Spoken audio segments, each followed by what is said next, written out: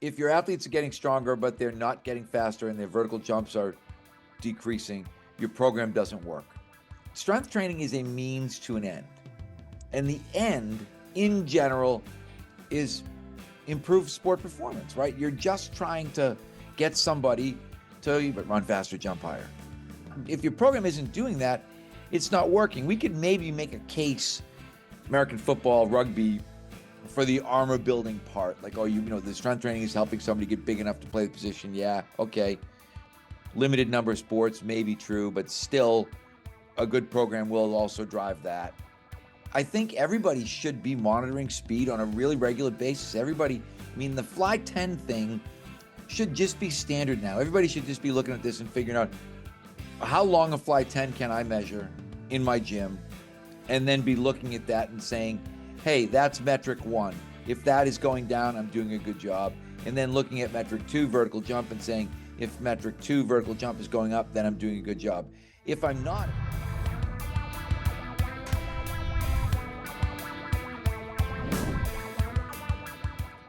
All right, hey everybody, welcome to episode 407 of the Strength Coach Podcast, brought to you by Perform Better, the experts in functional training and rehabilitation. I'm your host, Anthony Renna. As you know, we alternate episodes with Coach Boyle one week and a guest strength coach the next week. So we got Coach Boyle on today, and we're going to start out with really interesting discussion, one that we've probably had on many times, but Fred Duncan had a quote about sprinting, and it said sprinting will drive weights, but weights won't drive sprinting. So we got in this whole discussion about the purpose of strength training and what maybe we can leave out, where Olympic lifting might fit in, because it's kind of a hybrid idea behind like this speed and strength and power. The strong enough idea got in there, what maybe we can take out from a strength and conditioning perspective. And really, because Coach Boyle was talking about strength that doesn't convert is really a waste. So we had a nice long discussion on that. And then we finished up with a pretty good discussion on Jason Tatum had an Achilles rupture in the playoffs, and somebody put on strengthcoach.com about why do we think this is happening. And Coach Boyle just expanded on two ideas: movement variability and specialization, and maybe the role that they both might have in injuries. So that's coming up in a little bit. Guys, don't forget, Perform Better Summits. They're here. Chicago's in 2 weeks, June 12th to the 14th. Long Beach, July 17th to 19th. Providence, August 14th to 16th. I'll be in Chicago, so if you're coming, let me know, or just at least come up and say hi. Similar to last year, opening day, Thursday, featuring 3 different business talks this year. Friday and Saturday will be lectures and practical, but very, like last year, they're doing the networking room. And so it'll be 5 options that you can go to. You can go to like a room where there'll be 2 or 3 presenters at a time, and you can just go hang with them, talk with them, and just, ask them questions. As always, social will be on Friday night. Kevin Hertram will be playing guitar for some free beer and wine. Lots of new speakers and no Sunday. So also check out Perform Better's website, because they have a couple deals. Usually they've always been doing this, but they haven't been highlighting it as much as they are this year. It's like you can bring your team for a reduced rate. So make sure you check that out. Also, they were doing something like bring a friend for free. So I'm not sure if they're doing that all the time, but it'll kind of pop up here and there. So make sure you're staying up to date with Perform Better. Get on their mailing list so you know when they're doing that. Also, Pete Holman, he's going to continue his series, 6-part series we've been doing about training the hip, really with the glute slide. And today he's going to go over how speed kills and how he uses contrast training with the glute side. So check it out. Strength training is critical to your program, and I love moving slow and controlled on the glute slide. I'll even use heavier cords, the Pro Pack. However, speed kills. So I'm a speed guy. So one thing I like to do is a contrast or a PAP training type protocol. So I might do a B stance, RDL, single leg RDL, and get 5 to 6 reps there. And then after I'm finished with that, I come right into a speed movement pattern. I might take a couple pins off of here so I can really accelerate through the end range, focus on speed, power, acceleration, and eccentric control. Get after it, everybody. All right, guys, now it's time for the strengthcoach.com and MBSC.TV Coach's Corner with Coach Boyle. Strengthcoach.com, articles, videos, one of the longest running forums in strength and conditioning and fitness. And I still get, and you'll see today, I still get content from there, questions from there. It's still a really vibrant, useful forum. So really worth the price of admission there. You can try it out for 7 days for free. Go to strengthcoach.com. You can start your trial. Also MBSC.TV, where you're basically a fly on the wall at MBSC. Staff meetings, programs, seminars, and in-services from top coaches. You can try that out for 7 days for free at mbsc.tv. Coach, how you doing? I am doing well, Anthony. How are you? We haven't talked for a while. This is probably the longest stretch we've had in a long time where we haven't Yeah, I know. I was a little behind because we had you on twice we didn't skip. We had two back-to-back episodes in April, and then I went to Lake Placid, and then I needed a little time to recover from that. I didn't want to do anything for the next week. And then, so here I am. I got some episodes. Mike Ran Phone's coming out today. Great episode is coming out today, right before. So technically when they're listening to this, it'll be last episode. Just how he's doing his model and how they've added a doctor and how they're integrated that model. It's really great. I think it's the future of fitness. And then I got Rhett Larson on. He'll be on after you next episode. So at least I'm stockpiling a little bit, catching up here. But I know if I put this up there as like an advertisement, everyone's going to be like, not again. But this topic, there's still so much debate about it. And that is strength training versus the speed training piece. There was a tweet that Fred Duncan wrote, and he did a little video, how sprinting will drive weights, but weights won't drive sprinting. I first heard this quote from Buddy Morris, who I believe was inspired by his interactions with Charlie Francis. I've seen countless athletes get stronger in lifts, but not see it transfer to speed. However, when athletes get faster, their lifts almost always go up. And he didn't really have any data for that, but he just said, I'm still surprised by it at times. I've seen, my track athletes effortlessly move weights that they haven't done before, even though they're mainly working on speed at the time. And of course, there's exceptions to the rule. This is not meant to be a hard rule, just something I've learned and I've continued to see in my career. And there was a couple people that were I think maybe one or two that were just arguing against it. And so can you just get an overview of this and your thoughts on this? And I want to go deeper a little bit with you. Well, it's funny. I just tweeted that out today because I was looking at some of our college athletes who come back, and I said, if your athletes are getting stronger, but they're not getting faster and their vertical jumps are decreasing, your program doesn't work. So I think part of it is we have to look and think strength training is a means to an end. And the end, in general, if we take away the big collision sports, like let's take away football and ice hockey, let's just say, really heavy collision sports. In the rest of all the sports world, all you're trying to do is improve sport performance, right? You're just trying to get somebody to, it's a simplification, but run faster, jump higher. And if your program isn't doing that, it's not working. We could maybe make a case, American football, rugby, for the armor building part, like, the strength training is helping somebody get big enough to play the position. Yeah, okay. Limited number of sports may be true, but still a good program will also drive that. Same thing, like hockey, heavy collision sport, collisions with, kind of inanimate objects, which is unusual in sport. Yeah, maybe upper body strength is going to enhance that. But just in general, I think everybody should be monitoring speed on a really regular basis. The Fly 10 thing should just be standard now. Everybody should just be looking at this and figuring out how long a Fly 10 can I measure in my gym, and then be looking at that and saying, hey, that's metric 1. If that is going down, I'm doing a good job. And then looking at metric 2, vertical jump, and saying, if metric 2, vertical jump, is going up, then I'm doing a good job. If I'm not, if people are just getting stronger, you have to look at that and say, what is that actually doing? And again, like I said, we can tie in the injury prevention piece, the collision piece. There is some ancillary benefit to strength training, but I think it speaks to kind of the quote that Fred used in terms of what you're really looking at is, and maybe not just speed, but if your strength training isn't driving performance, it's probably not being done well. Does it always really need to be driving performance from the perspective of, I mean, there seems to be this idea that, okay, just sprint, right? From that perspective. But then there's other things, we'll bring up my case, right? I told you earlier that, I skated twice a day for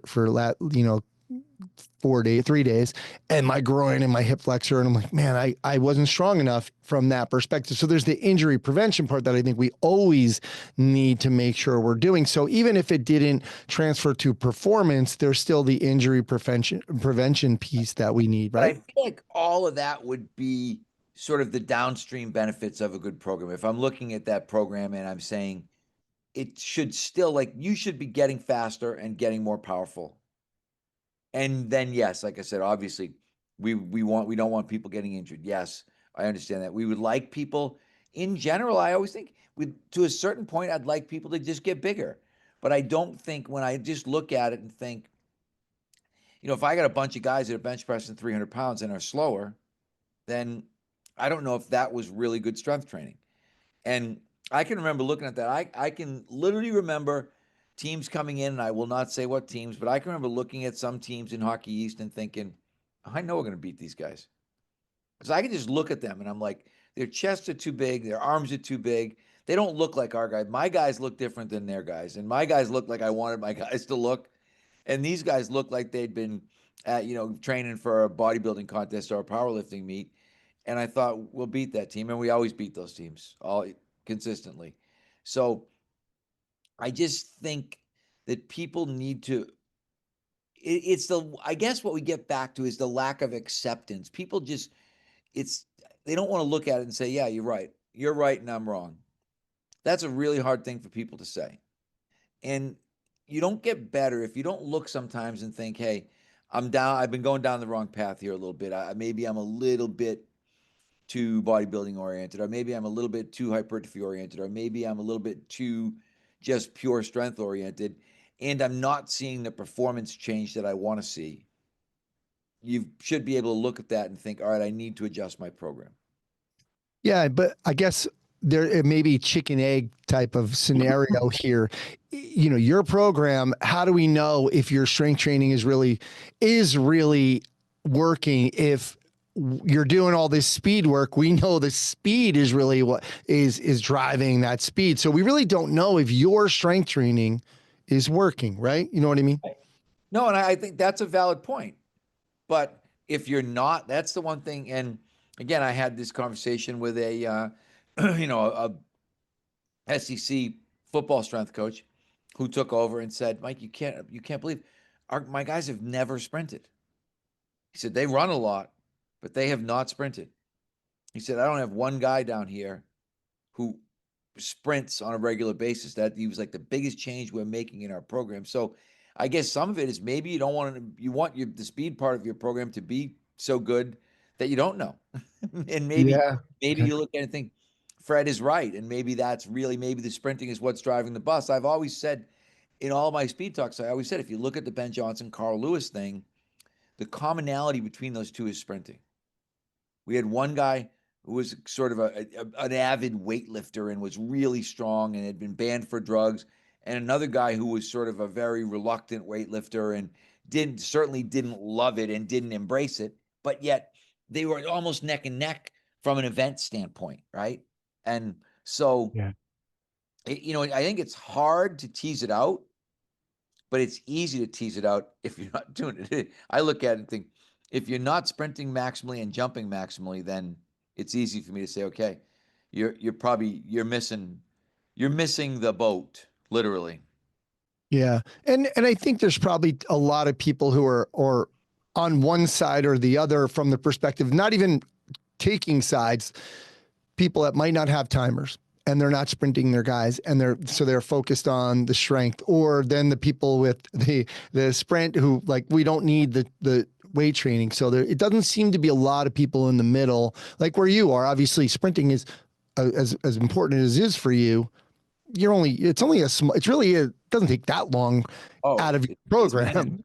Yeah. That's the difference too. When I look at it, it's minutes. And even money wise, I look at people who are, they're getting catapult and they're getting force plates and they're getting this, they're getting that. And I'm like, if you don't have timers and jump mats, don't waste your money on all this other stuff.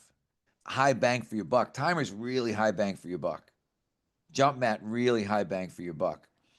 And again, people say, "Oh, force plate, jump mat, you're still going to get numbers. It's just that one costs significantly more than the other." I can get numbers off my jump mat without spending the money for a force plate, and maybe in some ways, maybe getting paralyzed by all the data that I'm getting from the force plate. But you need those, and this is why I think some people are really into the VBT thing because they're intent drivers, right? When you start saying to people, "This is your best time," now you're driving intent in a way that is entirely different because everyday people know you're getting. I always say, if you want 100%, you're getting it, and if you don't want 100%, you can regulate it right out and say, "Okay, I want you to run this. I want you to try to run 1-2, not 1-1." Yeah. Yeah. Okay, cool. There was a guy, I don't know how to pronounce his last name, Jonathan Jurwitz. He won at one point. He's like, "This is why you're annoying because you're dogmatic." But I felt like he had a couple good arguments. But on his page, it wasn't part of the thread. He said, "Let's be clear. If you're strong but slow, run sprints. If you're fast but relatively weak, squat.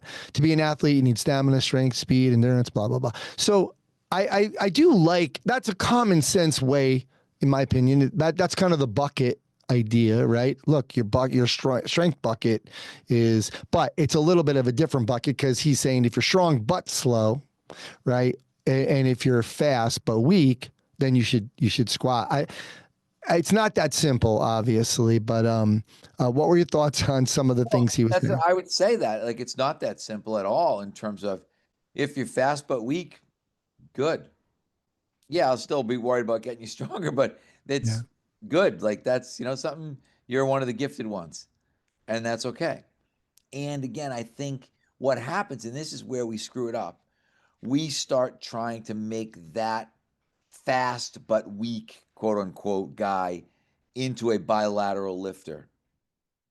And I think that ends up with some of these super high neural guys, it kind of dampens them out because now you see somebody and it's like, hey, this guy got a lot stronger, but he's not any faster. And then you think, well, what did I gain by that? Particularly if it was what I would, if you look at squatting, I'd say non-specific strength. If I looked at that guy and said, hey, I'm really going to hammer his single leg strength and I'm really going to hammer his hip extension stuff. I really want to kind of injury proof him so that we're not getting hamstring things, so that we don't have an ACL tear, whatever it is.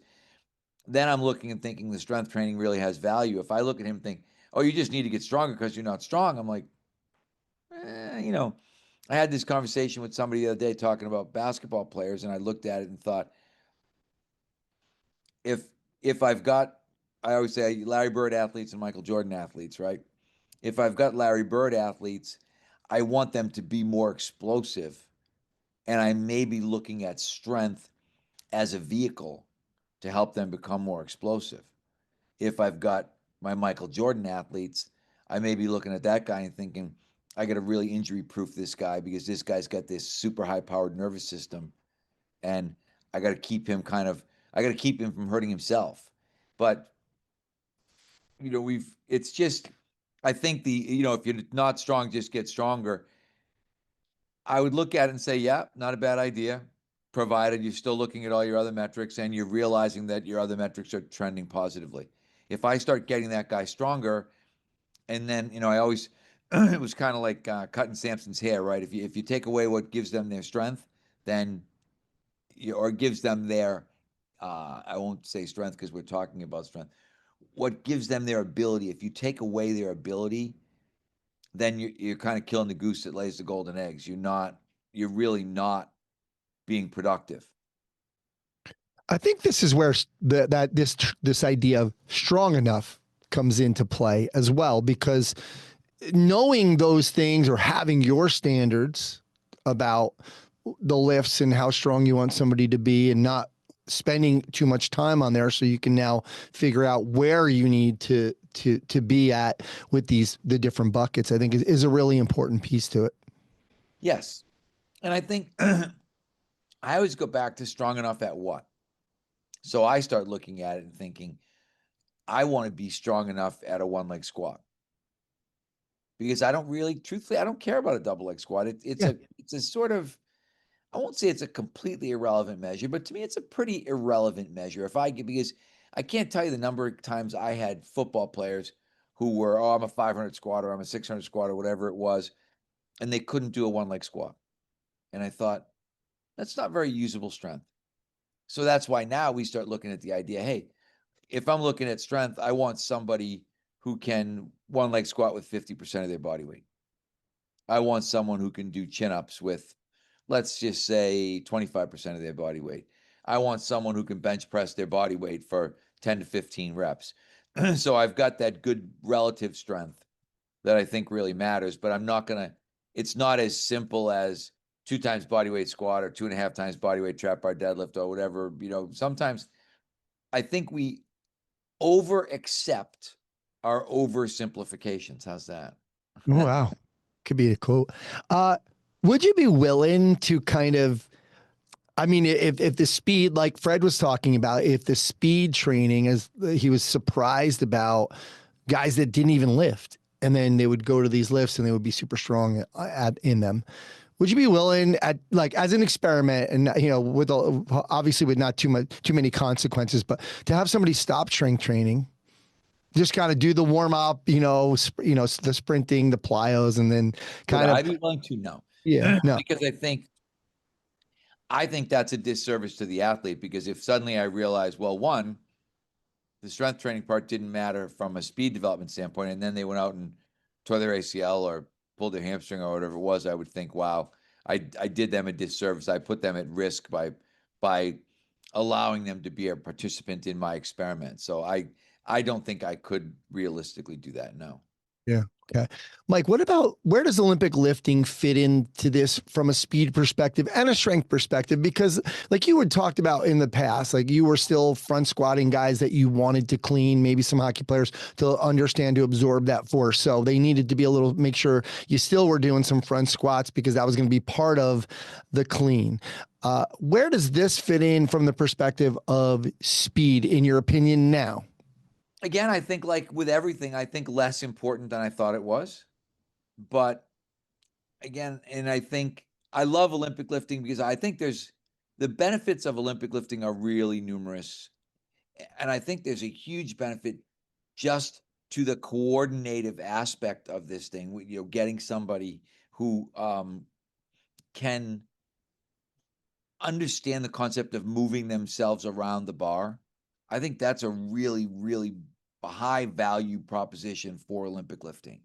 I think, again, it really positively contributes to power, but I'm not sure that it's not something that could be done through trap bar jumps or through plyos or through whatever. Like, I don't think it's essential. It's not as essential as I once thought it was. Yet I would look at it and say, if I have a young, healthy population that I can teach from ground zero. So I'm going back and I'm going to be a college strength coach again. We're all Olympic lifting.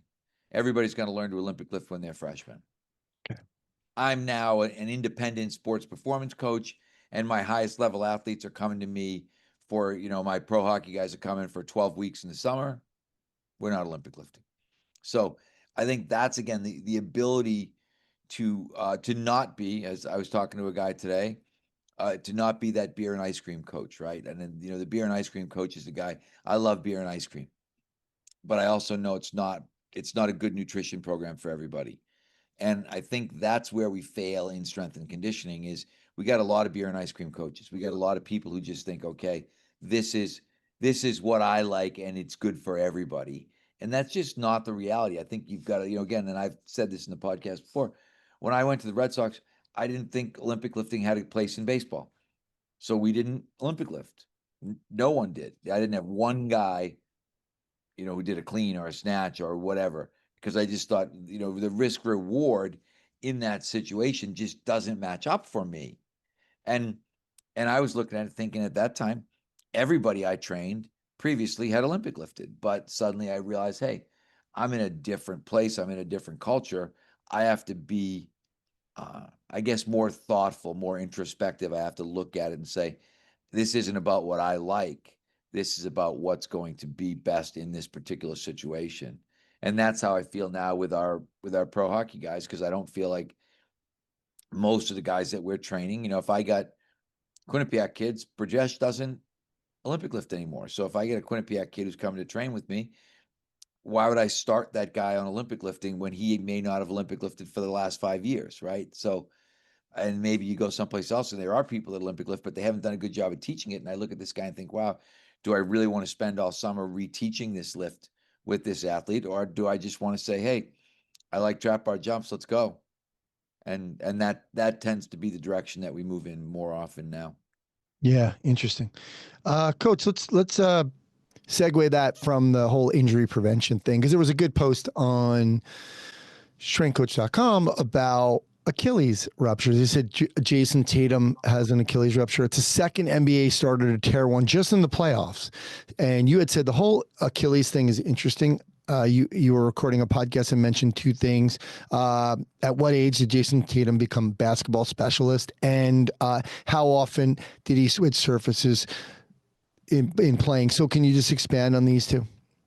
Yeah, well, it's interesting because I love the article. Everybody should, if you're a member, go on and read the Sports Illustrated article.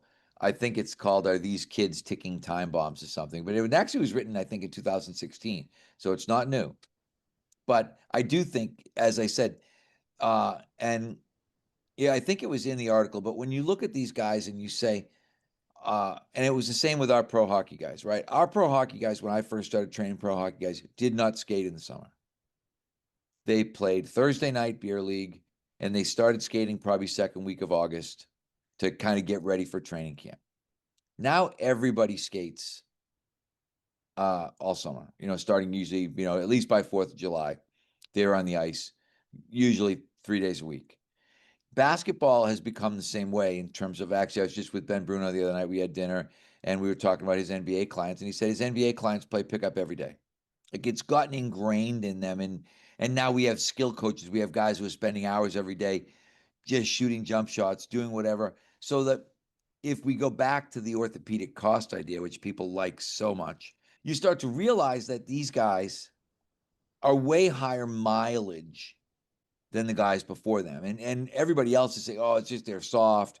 They're not as tough as Jordan. They're not as tough as Barkley, blah, blah, blah, blah, blah. It's not that at all. It's just the difference between, if you had a car with 50,000 miles and a car with 100,000 miles, right? It's just reality. This kid may have started his AAU career, because if you look at a guy like Tatum, he probably did start his AAU career at 14, because by 18, he was already a lottery pick, right? I mean, he was, a one and done college kid on his way to the NBA.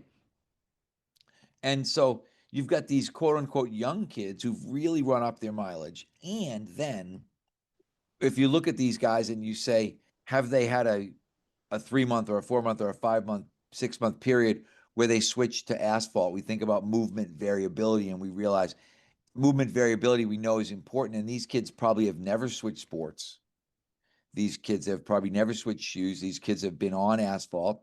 And when you look, I use the example, you used to have the Boston Shootout. The Boston Shootout was the biggest, it's not, don't even want to say youth tournament, because it wasn't youth. It was probably high school, post high school kids just getting ready to go into their freshman year of college. I know there were no college players there, but it was a huge deal. Players would come in, they'd be teams, Boston team, New York team. It was just unbelievable basketball to watch. And that stuff now is every weekend. And it's all around. These kids are probably traveling everywhere. So you get a guy, and I alluded to kind of the orthopedic cost idea, right? You get a guy whose mileage, although he may be younger, a Jason Tatum might have been younger than a Jordan, maybe his mileage was double in terms of the number of games that he played and the amount of time that he had off, and the lack of variability. Because again, these guys they probably never changed sports. And I think that leads you to somebody who's probably at way higher risk, because now you've got this pattern overload that has been really consistent for a really long period of time. And I think that's where you see maybe the the Achilles tendon tear. Mike, just to kind of go back to the speed thing and to stay on this idea about the variability with the surfaces. So if you're sprinting all the time on your surface there, would it be beneficial for me to take a break and say, you know what, for these 2 weeks, every quarter, we're going to just do the bike? Can the bike transfer to speed that way as well? Like, so if I say I'm going to do 7-second sprints, not really? I don't think so, no. I think it's a bad substitute if that's all you have, and we use it for that.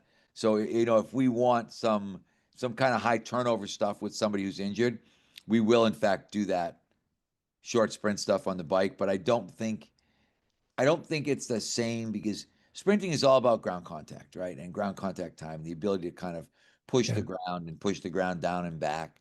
And you just don't get that in the circular motion of the bike. So I would say if I'm hurt, I can at least say, hey, I'm getting some rapid leg turnover, and that's going to be beneficial. I'm getting maybe a similar energy system, and that's going to be beneficial. But I don't think mechanically there's enough similarity there to make it have value. So, but that's why even with us, we start, probably in week 4, even we may start right away with our guys this year, just sled sprinting. And we time sled sprints. Yeah. The same idea, because again, it's different in terms of how your foot and your Achilles and all those things are reacting to the ground, because now with the sled, we've lengthened that ground contact time by virtue of having the load behind you. So I think that's one way to vary it up. But the good thing for us, we're not seeing this. I think, again, if this was NBA, for me, I'm doing an NBA offseason program. I might be thinking about, hey, do we want to sprint for a couple of weeks with our shoes off, right? Do we want to sprint barefoot? Do we want to start? I think I'd probably be doing a lot of barefoot work, a lot of like the David Gray floating heel stuff, if I was in that population, because, and I'm probably, again, I'm usually always making notes for my my basketball talk that I'm going to do for the NBA strength coaches in a couple weeks. So you always get me thinking about this stuff, but you've got basically a population that now, if we look at NBA, now you've got patellar tendonitis and Achilles tendon tears. Like, those seem to be the 2 things that are really going to be problematic. So those are what you got to think about. Yeah, it just kind of reminded me of the Jake Tura stuff too, and thinking about those, that tendon health, the slow stuff for tendon health as well. But, and also what made me think of it was, your ideas about slide board versus bike for hockey. Hey, look, they're skating now. They're skating so much. So we're going to go on the bike at this time. We're not going to be on the slide board. And then maybe that's for off season. So that's kind of what I was thinking of when I was asking about the bike versus sprinting. I think it would be in addition to, as opposed to in place of. Yeah. Cool. Great stuff, Coach. Thank you for doing this. Have a great Memorial Day weekend, although this will be out after Memorial Day. But I am going to the Indy 500 because that's what I do now. My 4th in a row. You live in Indianapolis, so you might as well go to the Indy 500, right? Got to go on a carb day with my wife tomorrow first. She's not going to race day, though. It's too much. It's too long. So, but anyway, Coach, thanks for doing this, and we'll talk to you next time. Thanks, Ian.